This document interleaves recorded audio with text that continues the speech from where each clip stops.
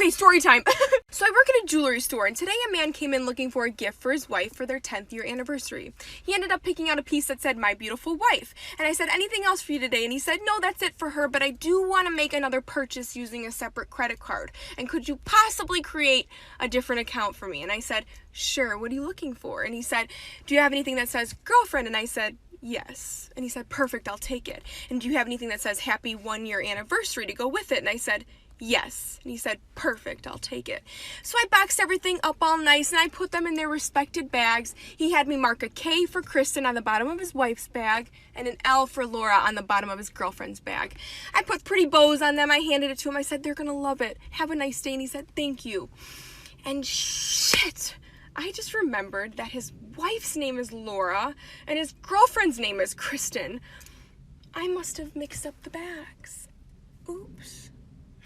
Story time of how I got sexually assaulted by my stepdad for 4 years straight and nobody believed me. So my mom got with my stepdad when I was 5 years old, and all of the sexual assaulting started around 6. It went from the little things as of just saying dirty jokes to me, all the way to actually sexually assaulting me. One of the little things that he did is he would hide all of my underwear, then tell me I can't wear the dirty underwear that I had on, so I would have to go without wearing underwear, then he'd force me to wear a dress, so it's easier for him to touch me in all the wrong places. And he would always bribe me to sit on his lap by letting me fake drive the car.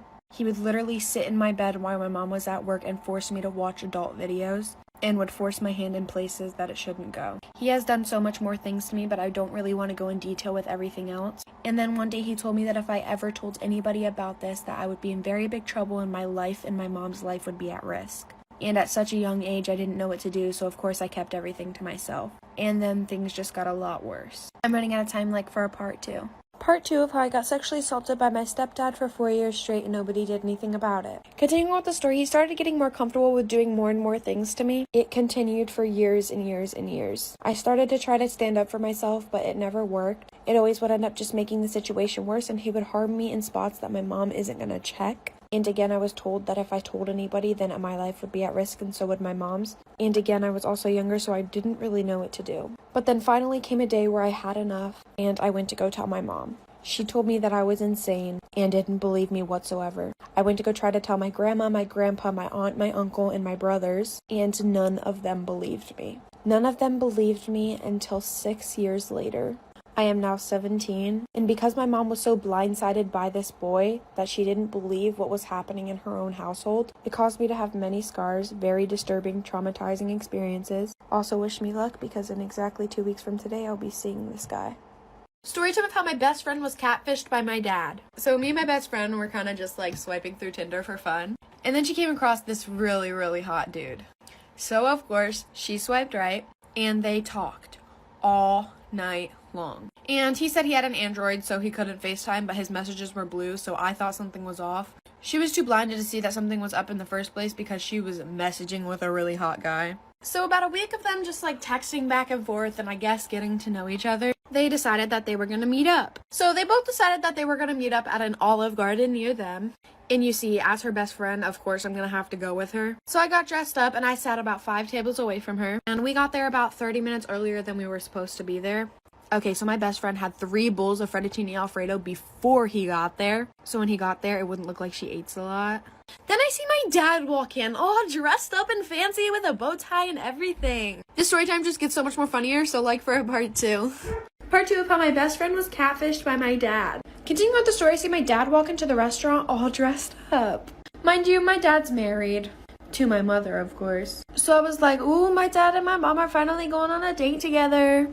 And then he looks over to my best friend and walks over to the table. When I tell you my heart dropped, my heart has never sank so deep inside me so fast. He sits down and asks her, "Is this Mackenzie?" When I tell you I busted out laughing so freaking hard I fell out of my chair. And almost everybody in the restaurant turned around and looked at me, and so did my dad. And I walk over to the table and I'm like, what the heck is going on here? My best friend is literally just sitting there in shock, no emotion on her face. Then he looks at us, he looks really confused, his face goes blank, and then he goes, I was just trying to teach y'all girls a lesson. I told my mom and I was just getting a laugh out of it, and then she looked through his phone and said that he was meeting up with a bunch of 14-year-old girls. So comes to find out, my dad is a pedophile.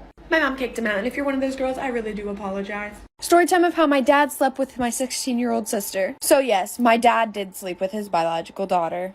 So at the time, my sister was 16 and I was 14. Okay, so my sister and my dad had a really weird connection, but I just thought it was because he favorited her and he didn't really like me that much. He ended up saying his favorite was her because he knew that she was easy. But anyways, back to the story. Every single Friday, he would pick my sister up from school during lunchtime and take her back to the house, and they would have like daddy-daughter lunch there. And then my mom would do the same thing with me on Mondays.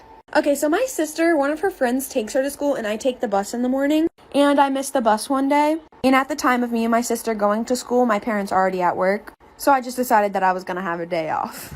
And yes, this day was a Friday.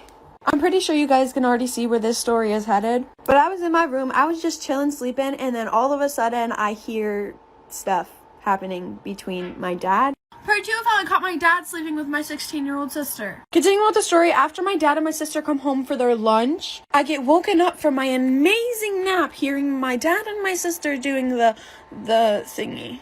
When I tell you my sister was off for waiting for marriage, oh my gosh. My sister wouldn't even touch a boy in the wrong spot before marriage. So I don't know how this came about. But listen, I am nosy as heck, so of course I tiptoed all the way over to them. They were in her room. I whipped my phone out so fast, I acted like I was on a talk show, and I said, "Presenting!" I opened the door, and I see my sister and my dad actually sleeping together. They were under the blanket, so I didn't see any private areas. My sister was really, really popular at school, so out of this situation, I got her to walk me around school everywhere. My dad bought me a car and gave me $1,000. Haha, I made him go broke. Then after I got everything I wanted, I told my mom. She kicked my sister and my dad out, and I'm pretty sure they live together now, but I haven't talked to him since. Story time of how I found out that there was a guy living in my attic. I'm even pretty sure there's a couple articles on this. So basically, living in the house was me, my mom, my dad, and my younger sister. This story ends up taking a huge twist, so just stay tuned for that. Also, keep in mind that my boyfriend's name at the time was Jacob. When I first started to notice that there was somebody else in my house was when I first started dating Jacob.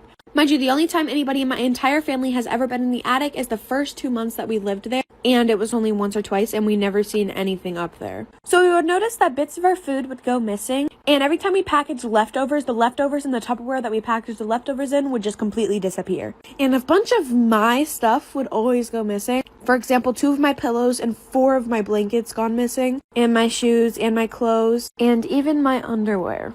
So one day my boyfriend came over and he left around 1 a.m. So the rest of my family was sleeping. Also, I have the whole entire upstairs to myself, and my mom, dad, and my sister sleeps downstairs. This story just ends up getting really crazy, so like for a part 2. Part 2 of how I found out that there was a guy living in my attic. Continuing with the story, I go downstairs and I walk my boyfriend out to the car. Of course, trying to be quiet because the rest of my family is sleeping. So I go back upstairs. Mind you, I have the whole upstairs to myself. And then I go to the bathroom and there was pee in the toilet. And on the wall in front of the toilet, it said Jacob was here with a heart. So I took a picture of it and I posted it on my private story because I just thought it was funny and cute at the same time. And he slid up and said, what? And then he swore up and down that it wasn't him. So anyways, it freaked me out at first, but at the same time, I didn't really care. So I didn't really pay any mind to it.